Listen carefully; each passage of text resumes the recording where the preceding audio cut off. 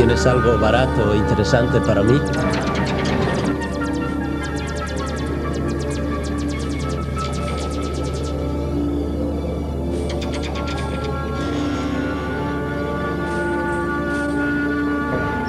Crónica Shell. Y es bueno. 16 de julio de 1945. Campo de pruebas de Trinity, Nuevo México, Estados Unidos.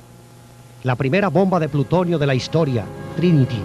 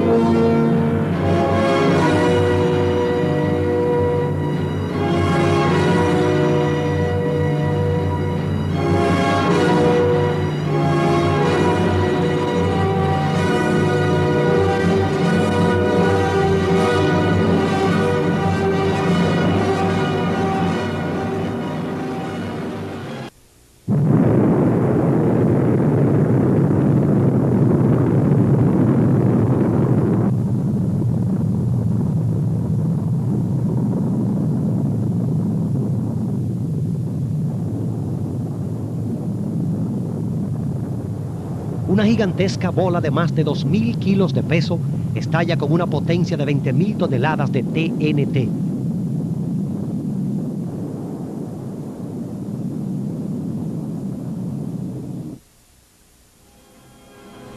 A partir de esta fecha, la humanidad ha convivido con las armas nucleares.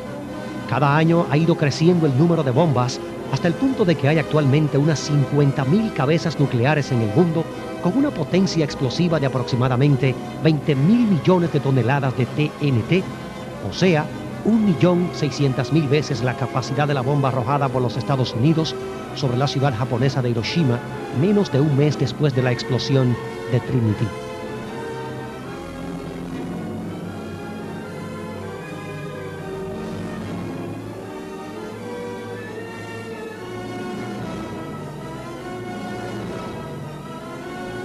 Estas bombas fueron construidas como armas para la guerra, pero su significación trasciende en gran medida la guerra y todas sus causas y resultados. Nacieron de la historia, pero amenazan con poner fin a la historia. Fueron hechas por los hombres, pero amenazan con aniquilarlo. Son un abismo en el que puede caer el mundo entero. Solo la cantidad de vidas que esas armas amenazan con destruir pueden dar medida de su significado. Sin embargo, a pesar de la inconmensurable importancia de la existencia de esas armas, no hemos logrado hasta ahora forjar o descubrir dentro de nosotros mismos una respuesta emocional, intelectual o política frente a ellas. Esta extraña falta de respuesta, en la que cientos de millones de personas admiten la presencia de una amenaza inmediata y presente contra su existencia y la existencia del mundo en que viven, pero no hacen algo para evitarla, ha sido en sí misma un fenómeno tan sorprendente que hay que considerarla como una parte extremadamente importante del dilema nuclear tal como ha existido hasta ahora.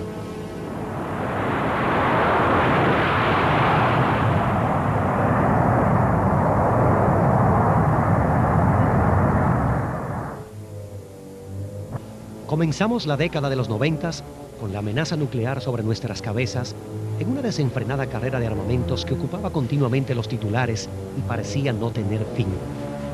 Parecería para algunos que la terminamos afortunadamente por la desintegración de la Unión Soviética, pero ateniéndonos a la realidad, es probable que se equivoquen. Nuestro planeta está muy lejos de encontrarse en paz y con las guerras y conflictos menores y no tan menores como la guerra del Golfo, surge la duda. ¿Cuánto tiempo mantendrán las potencias nucleares este supuesto clima de seguridad nuclear? ¿Cuántos países actualmente envueltos en un conflicto bélico poseen o tienen capacidad para poseer armas nucleares? ¿Por qué los Estados Unidos prosiguen el financiamiento de su iniciativa de defensa espacial?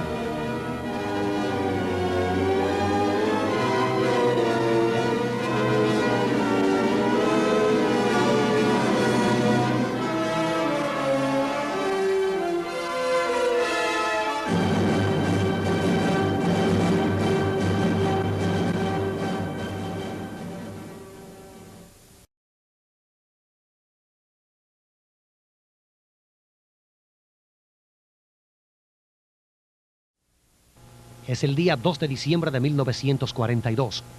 Un grupo de 39 científicos, entre ellos una mujer, rodeaban al gran físico italiano Enrico Fermi en la pista de squash del Stack Field de la Universidad de Chicago.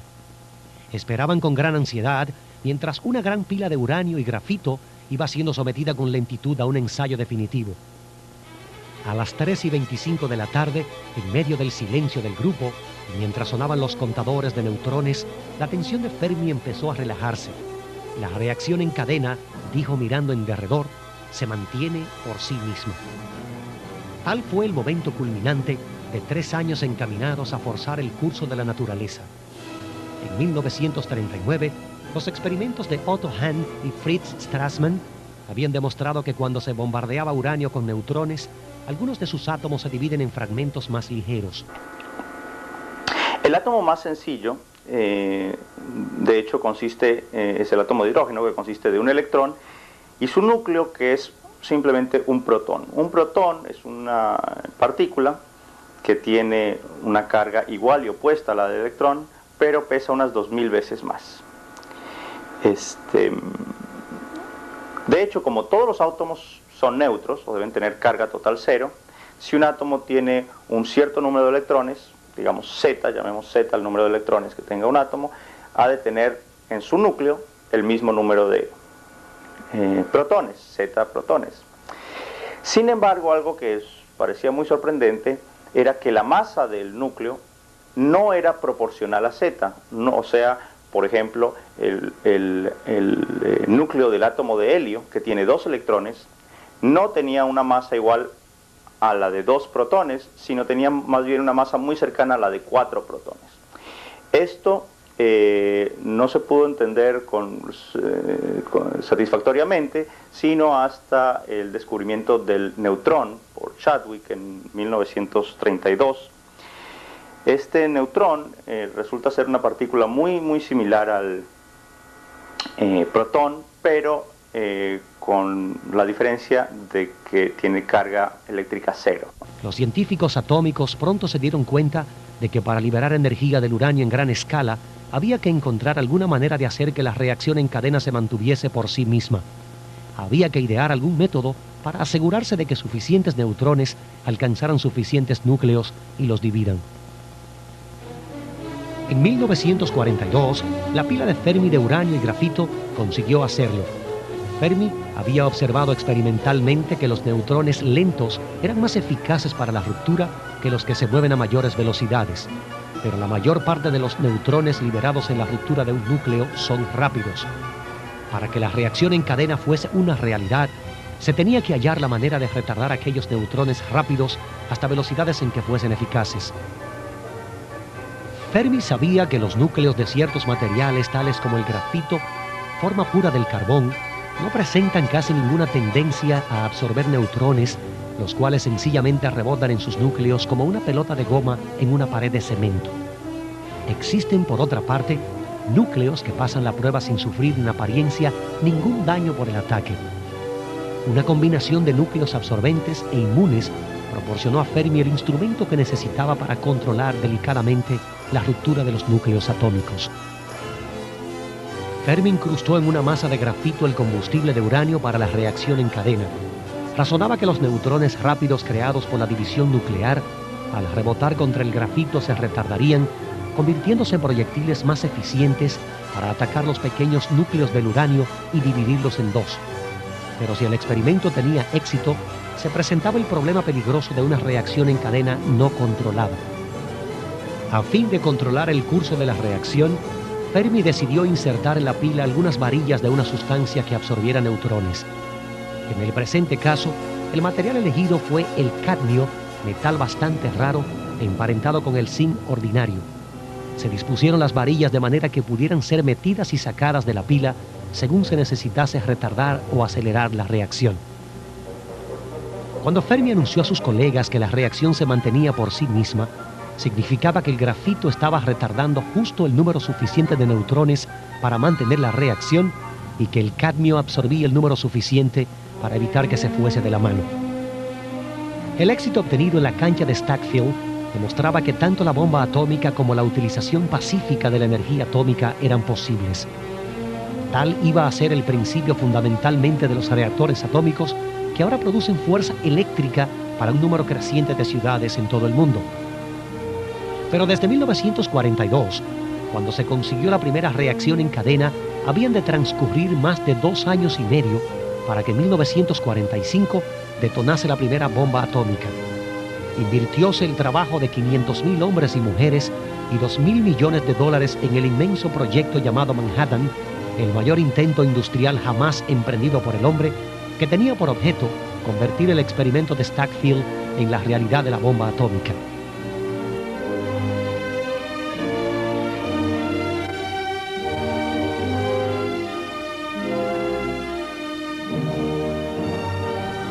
Obtener los materiales para los experimentos no fue problema pequeño.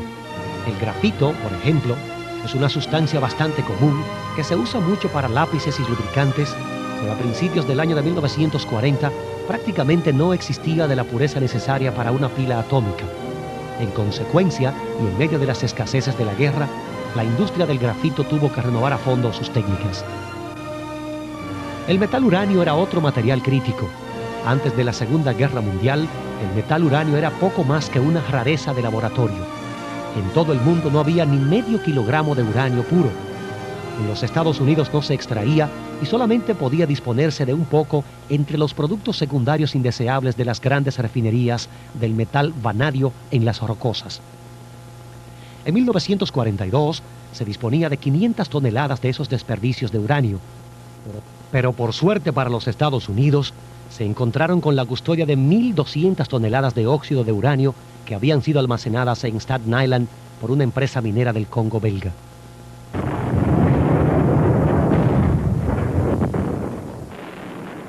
Antes de la guerra, el Congo era el mayor productor de radiouranio. Cuando los alemanes invadieron Bélgica, se cerraron las minas y se las llenó de agua para evitar que cayeran en manos alemanas si estos llegaban a ocupar el Congo.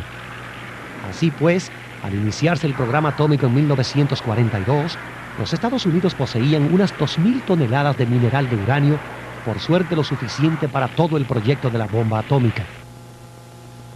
Pero el uranio no era por sí mismo la solución. Incluso cuando es 100% puro, el uranio ordinario es demasiado voluminoso y demasiado estable para poder ser utilizado en una bomba. Así, por ejemplo, en la pila de Fermi en Chicago, se habían necesitado 7 toneladas para conseguir una reacción en cadena relativamente lenta para un arma que tenía que ser conducida por un avión. Se necesitaba algo más ligero y más potente. Esa forma muy reactiva del uranio existe, pero antes que los físicos pudiesen utilizar tal elixir, tenían que desarrollar un proceso industrial en gran escala para separarlo del uranio más estable con el cual está íntimamente mezclado. Del uranio, como el carbono, existen varios isótopos, siendo esta la característica utilizada por el proyecto atómico de los Estados Unidos. Los isótopos más corrientes del uranio son el uranio 238 y el uranio 235. El segundo es el isótopo rompible, pero el primero es más abundante, un 99% de la mezcla de uranio en que ambos se encuentran, puesto que ambos isótopos de uranio tienen propiedades químicas idénticas. No existe procedimiento químico sencillo que permita separarlos y el que se utilizó se basaba en el peso atómico. Es evidente que los átomos son demasiado pequeños para poder ser separados individualmente, pero cuando el uranio se combina con el gas flúor, forma un compuesto gaseoso cuyas moléculas pueden ser separadas. Sabiendo que las moléculas ligeras se mueven algo más deprisa que las más pesadas, los científicos idearon un procedimiento de difusión gaseosa en el cual el hexafluoruro de uranio es impulsado contra un tamiz extremadamente fino. Las moléculas más ligeras y más rápidas pasan a través de la pantalla un poco más deprisa que las más pesadas y lentas. En consecuencia, el gas que se acumula al otro lado de la pantalla tiene una concentración mayor de uranio 235 que el gas que queda al otro extremo.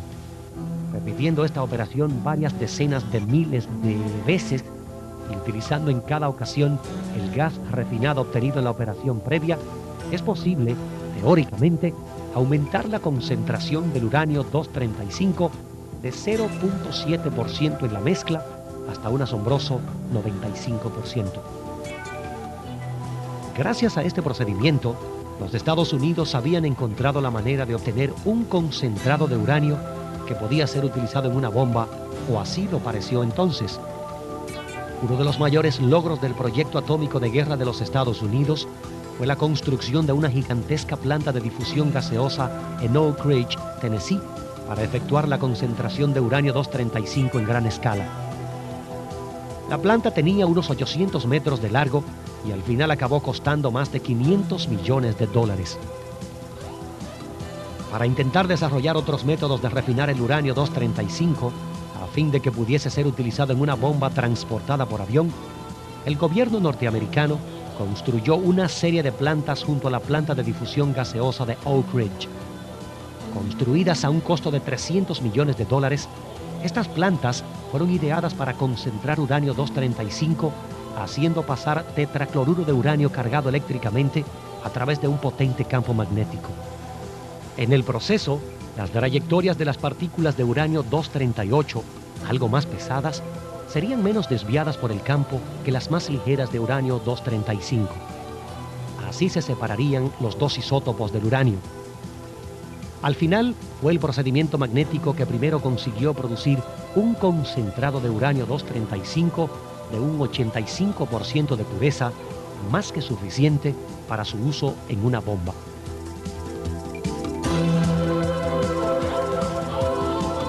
Pero mucho antes de terminar las plantas de Oak Ridge, el gobierno norteamericano decidió iniciar un proyecto completamente distinto por si los otros fracasaban. Así fue que en un lugar solitario, junto al río Columbia, cerca del pueblo de Hanford, Washington, se construyó una nueva planta para producir una sustancia llamada plutonio. El corazón de la instalación de Hanford era varias pilas atómicas gigantescas derivadas del prototipo de Fermi en Stackfield. A diferencia de la bomba de aviación, esas pilas podían construirse con uranio corriente. Una vez terminada, se dejaba que la pila funcionase lentamente en reacción en cadena controlada que se refrigeraba con agua del río Columbia.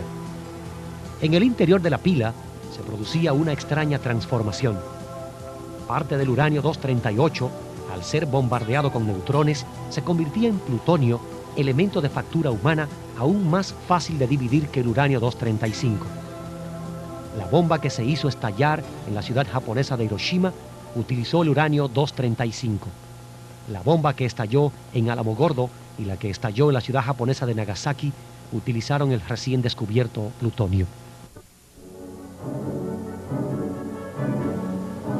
Al llegar el verano de 1945, todos los problemas industriales y de diseño habían sido resueltos y el 16 de julio de 1945, 21 meses después de la reacción en cadena en la pista de squash de Stackfield, la primera bomba nuclear del hombre hacía explosión en un ensayo en el desierto de Alamogordo, Nuevo México.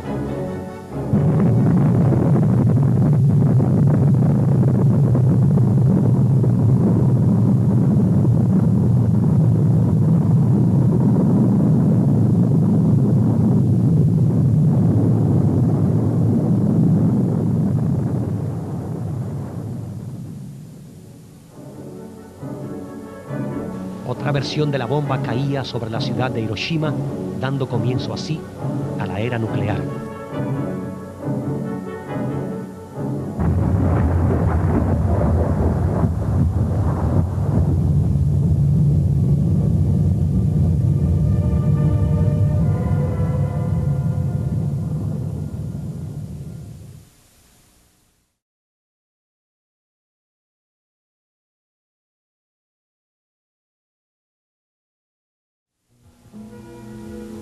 Al desintegrar el núcleo del átomo, los hombres liberaron en la naturaleza terrestre una energía básica del cosmos, la energía latente o interna de la masa que nunca antes había manifestado actividad notable en la Tierra.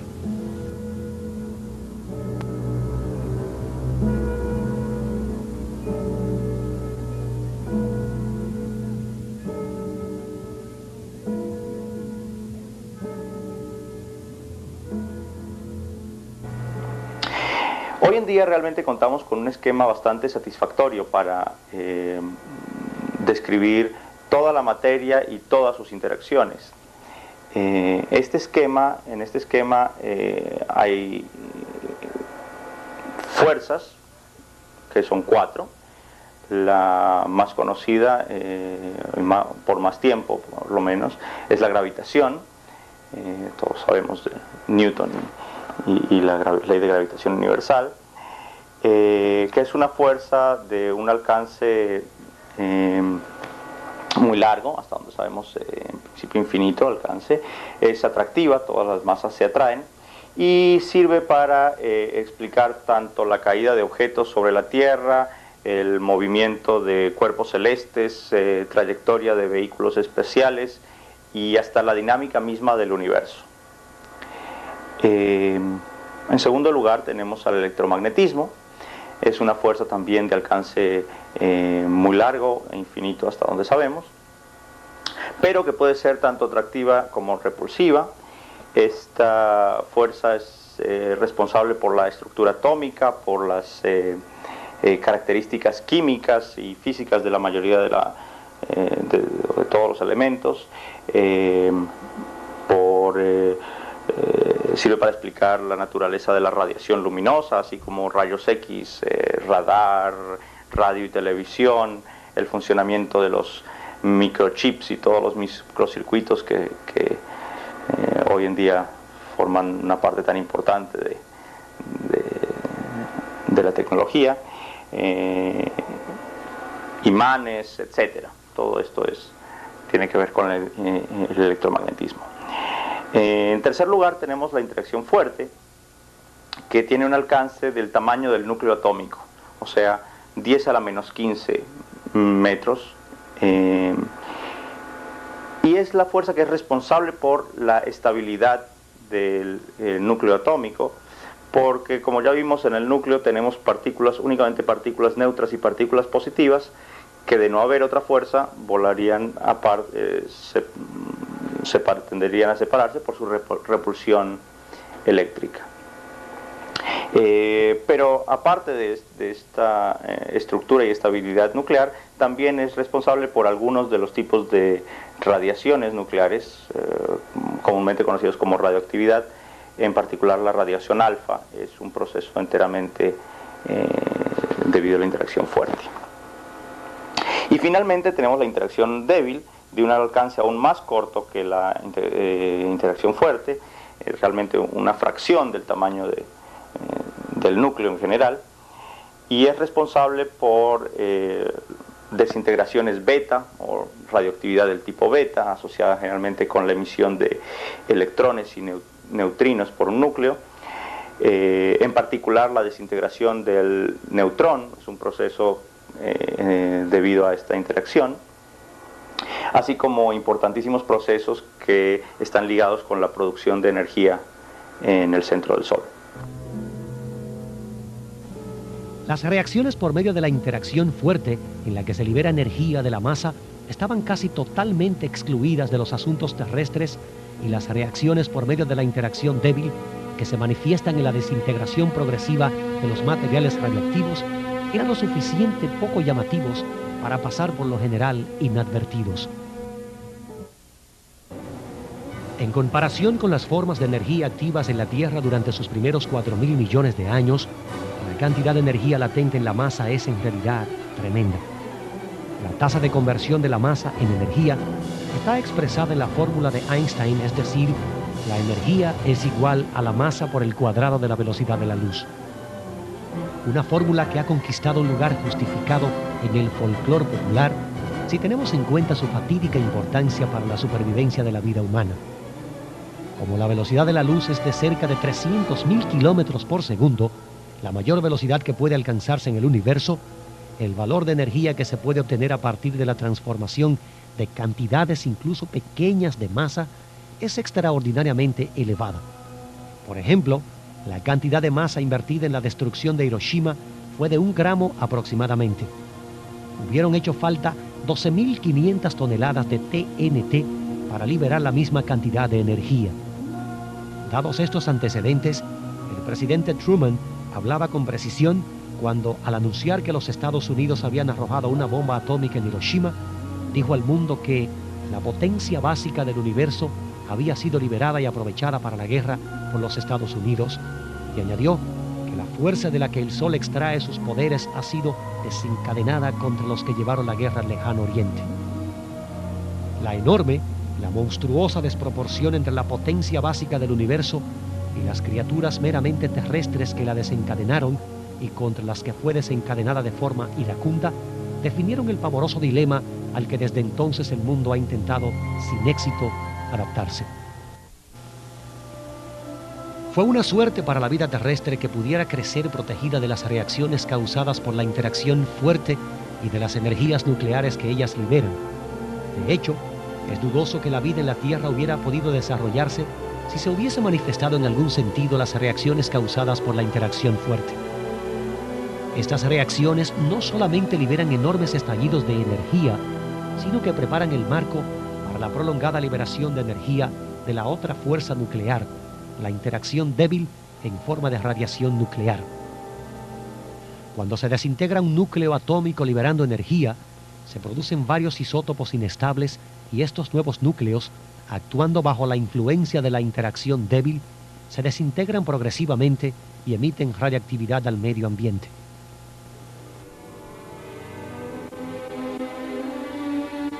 La mayor parte de la radiactividad que se produce naturalmente en la Tierra es emitida por los isótopos radiactivos creados en las reacciones causadas por la interacción fuerte que ocurrieron antes de la formación de la Tierra en tempranas explosiones de estrellas llamadas supernovas o al comienzo del universo, cuando los átomos empezaban a tomar forma, y por los nuevos isótopos inestables que son productos de esta radiactividad.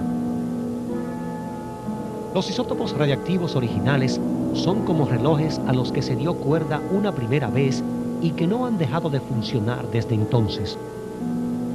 Su número ha ido disminuyendo a medida que los núcleos se desintegraban progresivamente hasta convertirse en núcleos estables, y cada especie realiza este proceso a un ritmo preciso y diferente de las otras. Por sí mismo, el abastecimiento planetario de radiactividad hubiera ido desapareciendo gradualmente en el transcurso de millones de años. Pero cuando el hombre empezó a desintegrar el núcleo de los átomos, en las bombas y en los reactores nucleares, empezó a crear nuevas partidas de materiales radiactivos que, como flamantes relojes puestos en marcha, comenzaron a emitir nuevas radiaciones a medida que tratan de alcanzar la estabilidad.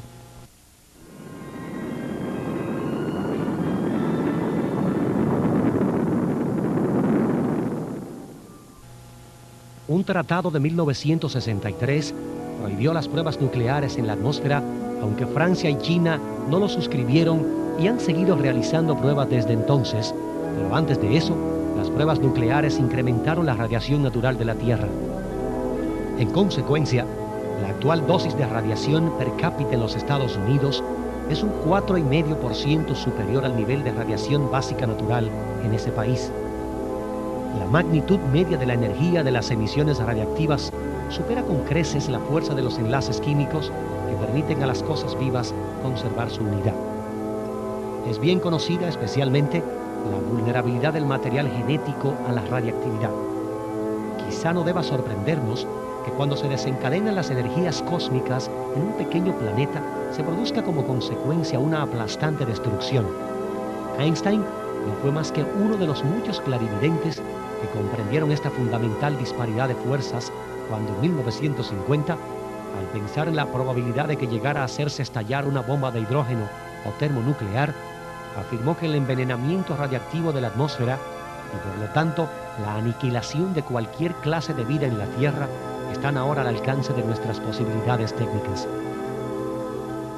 Este era su razonamiento ante el nuevo giro que estaba tomando la investigación destinada a liberar la energía que da vida a las estrellas, la fusión del gas llamado hidrógeno para convertirse en el gas helio.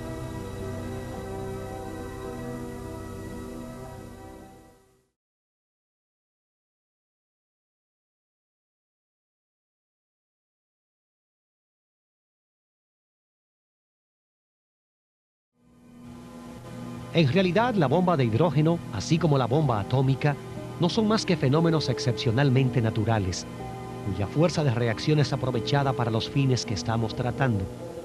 La energía liberada en el proceso de fusión de los átomos de hidrógeno en helio es lo que da origen al término bomba de hidrógeno.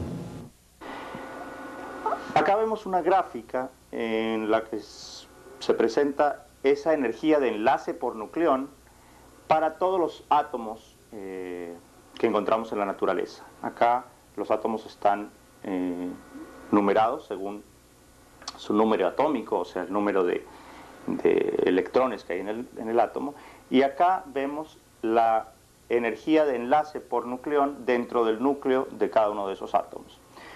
En el caso del hidrógeno, vemos que tenemos una energía de enlace igual a 0, porque de hecho tenemos una sola partícula, entonces la masa de esa partícula es la masa del núcleo y no hay ninguna diferencia. Pero a medida que nos movemos por la tabla periódica, vemos que esa energía de enlace sube muy rápidamente. De hecho este punto de acá es el helio, sube muy rápidamente, llega a un máximo, que de hecho corresponde al elemento hierro, y luego empieza a decrecer. Entonces, como dijimos anteriormente, podremos liberar energía en las reacciones que me lleven de un estado de menor o de baja energía de enlace por nucleón a un estado de alta energía de enlace por nucleón.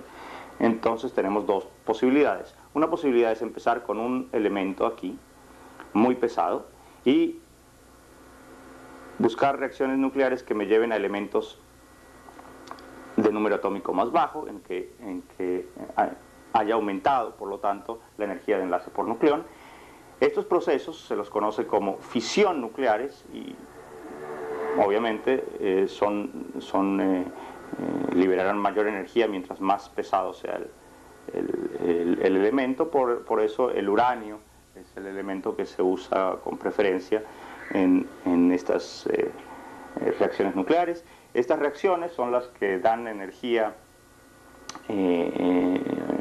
o permiten la liberación de energía en los reactores nucleares, que suministran ciudades enteras con energía eléctrica obtenida inicialmente de esta energía nuclear en procesos, como ya dije, de este tipo. Pero que también, como sabemos, se puede usar para fines menos pacíficos, como lo demostró las bombas de Hiroshima y Nagasaki y el hecho de que estuvimos por varias décadas aterrorizados de que algo como eso se volviera a repetir. Existe otro proceso, otra posibilidad de liberar energía nuclear, que es ir en esta dirección, empezando con núcleos con muy poquitos números de nucleones. De hecho, lo ideal sería empezar con el núcleo de hidrógeno y unir núcleos de hidrógeno para formar elementos más pesados, liberando, como vemos, cantidades mucho más grandes de energía, porque acá el cambio de energía de enlace por nucleón es mucho mayor. Esos procesos en el que, por ejemplo, se unen dos núcleos de hidrógeno, un isótopo particular llamado deuterio o tritio, dependiendo del caso, y se produce helio, es el proceso conocido como fusión nuclear. Fusión porque se agarran dos núcleos y se fusionan para formar uno más pesado. Y este es el proceso que de hecho es responsable por la energía liberada por el Sol. También se ha usado en la Tierra, se ha podido usar con fines bélicos. La bomba de hidrógeno, todos conocemos y hemos oído hablar de cuánto más poderosa es que la bomba nuclear ordinaria, y esa diferencia la podemos ver apreciablemente en esta gráfica. Acá tenemos una medida de la energía por nucleón liberada en una explosión nuclear de fisión, mientras que esta diferencia acá es la energía liberada en una explosión termonuclear o de fusión atómica. Lamentablemente hasta el momento no ha sido posible hacer uso pacífico de esta reacción en la Tierra, porque no se ha podido manipular y controlar esta reacción de manera de que, a su vez que libere energía, la reacción se mantenga bajo control y no degenere en una explosión termonuclear. La fusión y la fisión pueden producirse de multitud de formas, pero en todas ellas se pierde masa. Se refuerza productos con la presión aglutinante de la interacción fuerte sobre los productos de la reacción y se libera energía.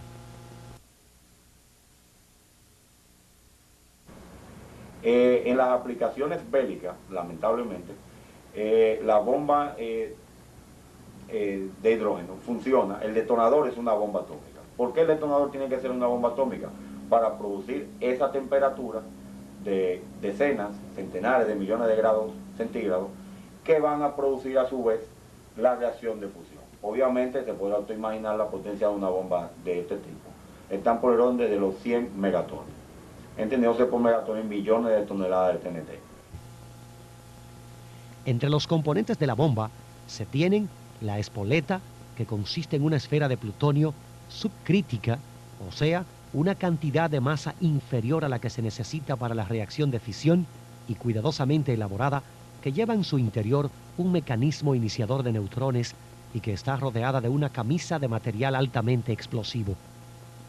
El proceso comienza cuando se disipan los detonadores insertados alrededor de la camisa explosiva que rodea el plutonio de la manera más simultánea que permita el diseño. Al estallar la camisa explosiva, envía una onda de choque que penetra hacia el interior como una esfera concéntrica de radio menguante que va aumentando de temperatura y presión conforme avanza. Cuando su borde de ataque alcanza el núcleo de plutonio, se produce un brusco salto de presión que comprime por todas partes con una gran precisión. La presión hace que la masa de plutonio pase de ser subcrítica a supercrítica. En ese momento se dispara el iniciador de neutrones y empieza así la reacción en cadena. El truco consiste en comprimir el plutonio lo más estrecha y rápidamente que sea posible, porque así se fisionarán o romperán más generaciones de núcleos y se liberará más energía antes de que la explosión acabe efectivamente apagándose por sí misma. Cuando eso ocurra, se habrá liberado toda la energía del plutonio en la espoleta y las partículas, cuya identidad atómica se habrá perdido, estarán hirviendo agitadamente en una esfera expandida cuya temperatura es superior a la de las estrellas.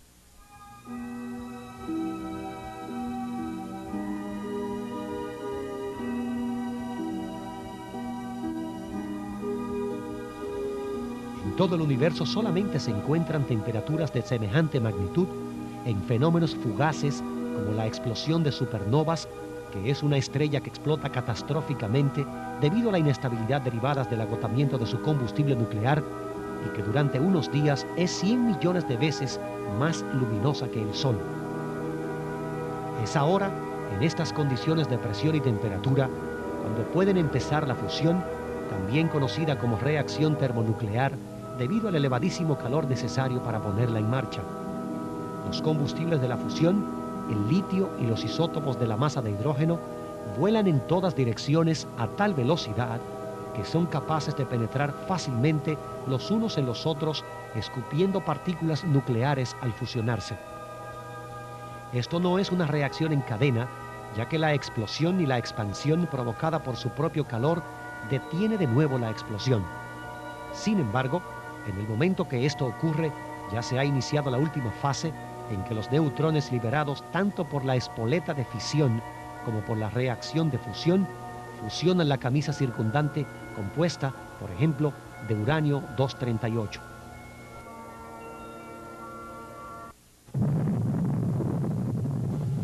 El tamaño o la potencia de un arma termonuclear carecen básicamente de límite. El único límite al efecto destructivo de una bomba es la capacidad de la Tierra de absorber la explosión.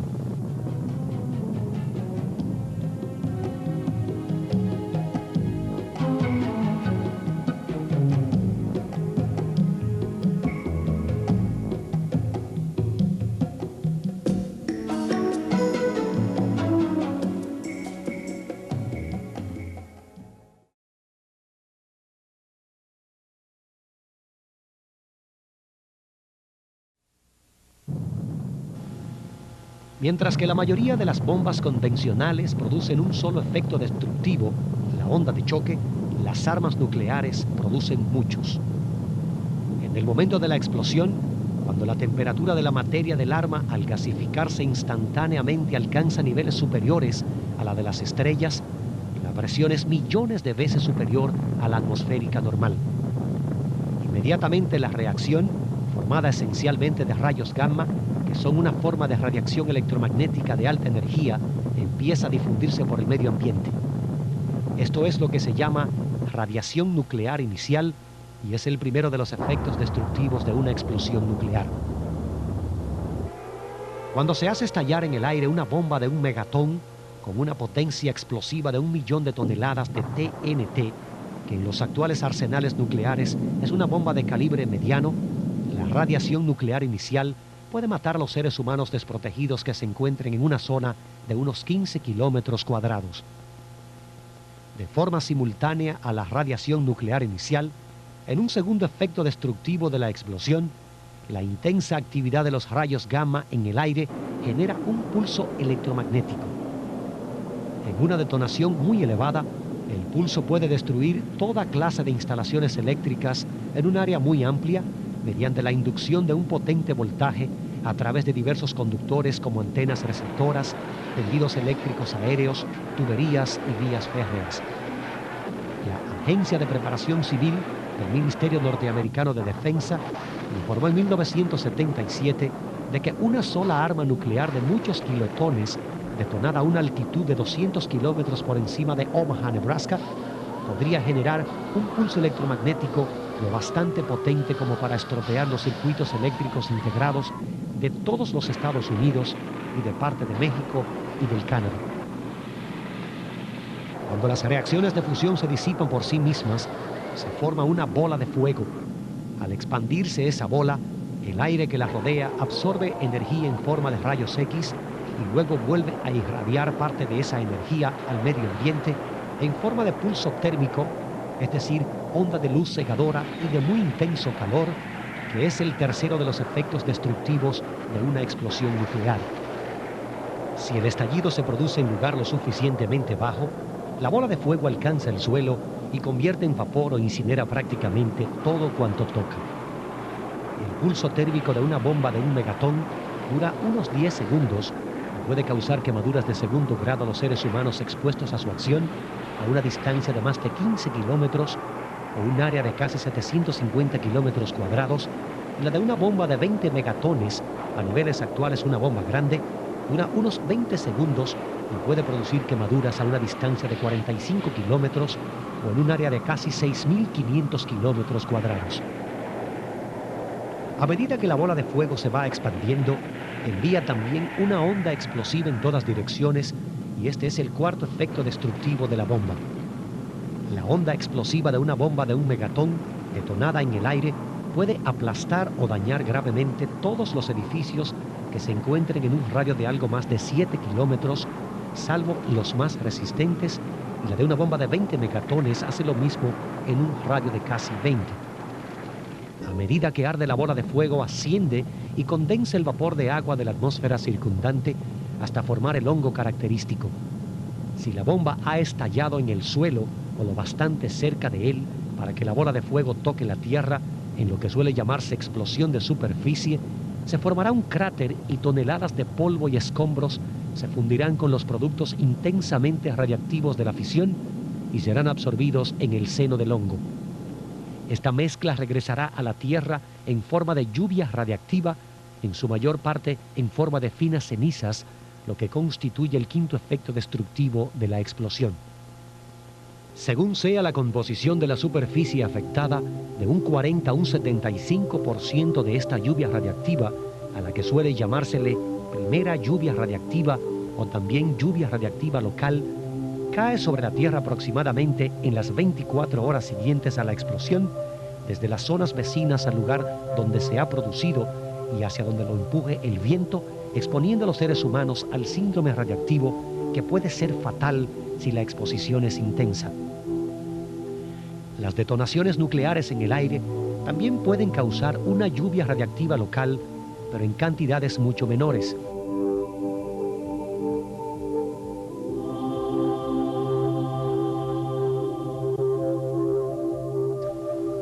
alcance letal de la lluvia radiactiva local depende de cierto número de circunstancias, entre las que se cuentan la situación climatológica, pero en circunstancias normales, una explosión nuclear de un megatón en la Tierra contaminaría letalmente, según un informe de la Oficina de Estimaciones Tecnológicas, un área superior a los 2.500 kilómetros cuadrados.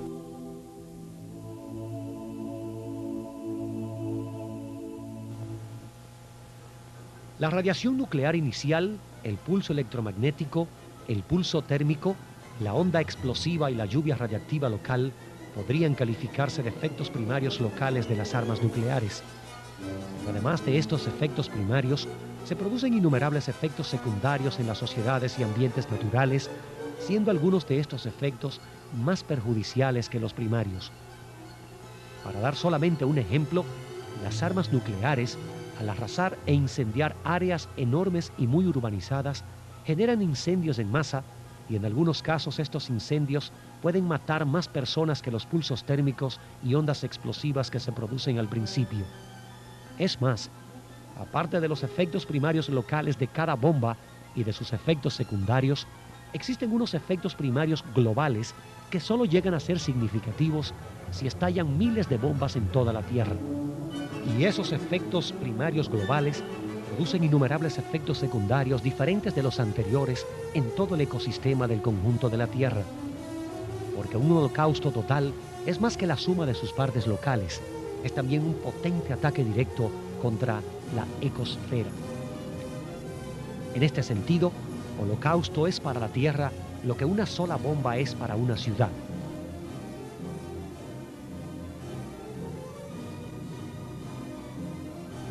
Hasta el momento se han descubierto 3 graves efectos globales directos. El primero es la lluvia radiactiva diferida o global. En detonaciones superiores a los 100 kilotones, parte de la lluvia radiactiva no cae a la Tierra en las proximidades de la explosión, sino que se eleva hasta la troposfera e incluso la estratosfera, circula alrededor de la Tierra y luego, al cabo de meses o de años, desciende y contamina toda la superficie del globo, aunque con dosis de radiación mucho más débiles que las que provoca la lluvia radiactiva local.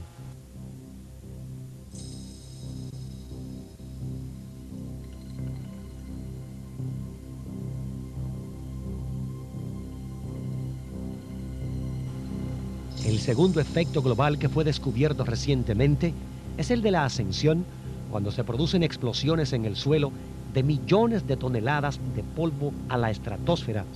Este fenómeno producirá probablemente un enfriamiento general de la superficie de la Tierra.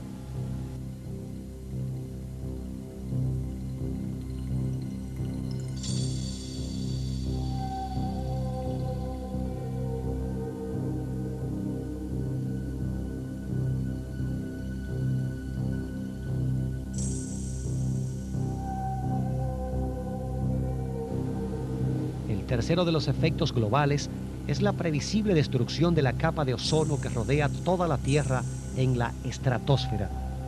Al quemar todo el nitrógeno del aire, una bola de fuego nuclear produce grandes cantidades de óxidos de nitrógeno. El calor de la explosión traslada estos óxidos a la estratosfera, donde a través de una serie de reacciones químicas provocan una merma en la capa de ozono. Esta merma podría continuar durante muchos años.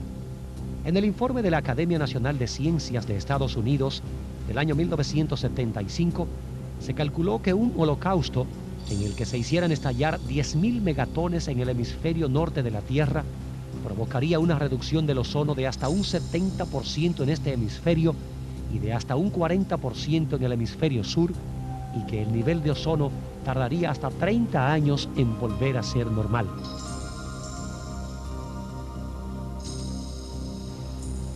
La capa de ozono es crucial para la vida en la Tierra porque es un escudo que protege la superficie terrestre de niveles letales de radiaciones ultravioleta que forman parte de la luz solar.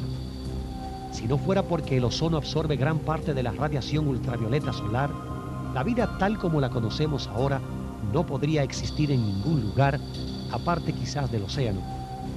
Sin el escudo de ozono, la luz solar, dispensadora de vida, se convertiría en aniquiladora de vida. Cuando cuando se enjuician los efectos globales de un holocausto.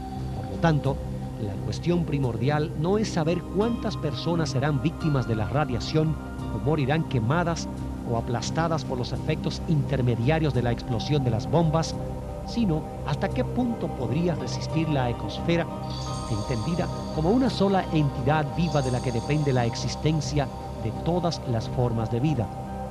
Lo que está en juego es la habitabilidad de la Tierra, y en este contexto, y no en el contexto de la muerte directa de cientos de millones de personas a causa de los efectos locales, es que se plantea la cuestión de la supervivencia humana.